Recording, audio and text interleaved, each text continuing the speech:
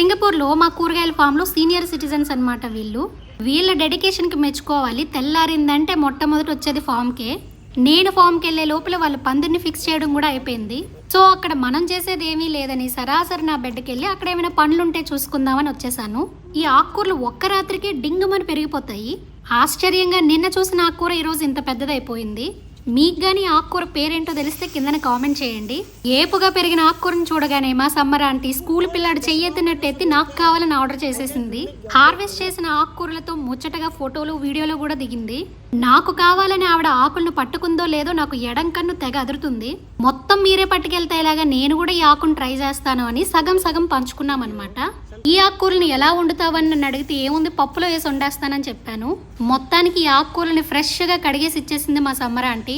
ఆకుకూరల పంచాయతీ అయిపోయాక బెడ్ని నెక్స్ట్ క్రాప్కి సిద్ధం చేయాలని పలుగు పార కలుపున్న ఈ సింగపూర్ యంత్రాన్ని పట్టుకొని ఒక దుక్కు దున్నామన్నమాట. వీడియో కానీ మీకు నచ్చితే లైక్ చేసి సబ్స్క్రైబ్ చేసుకోవడం కూడా మర్చిపోకండి సుమి.